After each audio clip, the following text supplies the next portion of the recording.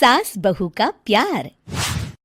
ओ मेरी प्यारी बहू, जरा मेरे हाथों में मेहंदी तो लगा दे, कल एक शादी में जाना है। अभी आई माँ जी। माया गिरजा के हाथों में बहुत सुंदर मेहंदी लगा देती है। मैं वारी जावा, ऐसी गुणवान बहू मिली है मुझे।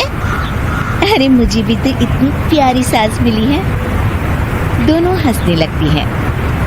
ये बात उनकी पड़ोसन कमला सुन लेती है। बड़ी आई गुणवान बहू और प्यारी सास, सब नाटक है नाटक।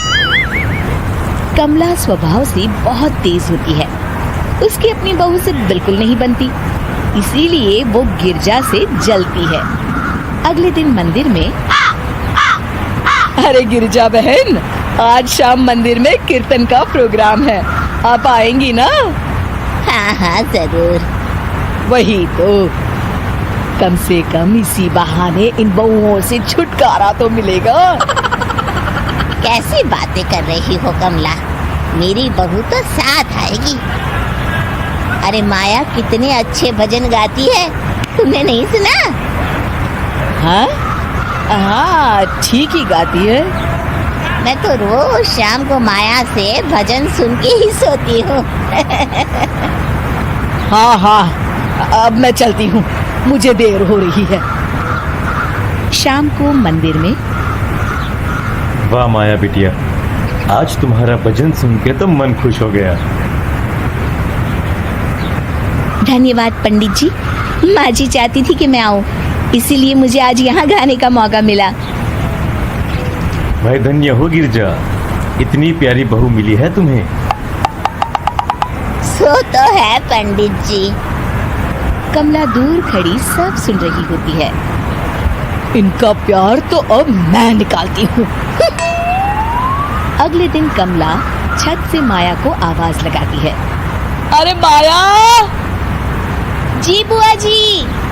जरा इधर तो आना, कुछ बताना है। अभी आई बुआ जी। क्या हुआ? माया कमला के पास जाती है।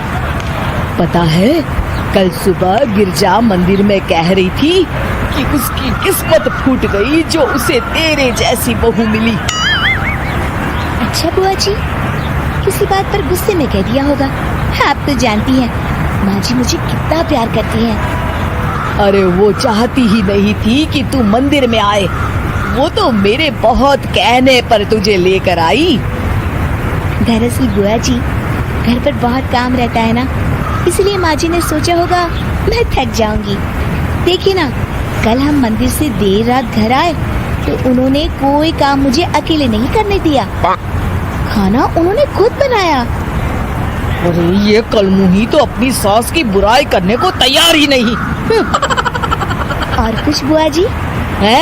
नहीं नहीं, और कुछ नहीं, अब तो जा यहाँ से। अगले दिन मंदिर में, अरे ओ गिरजा, कल तेरी बहू आई थी मेरे पास। माया आई होगी, वो सबसे हंसती बोलती रहती जो है। अरे हंसना बोलना क्या, तुझे कोस रही थी।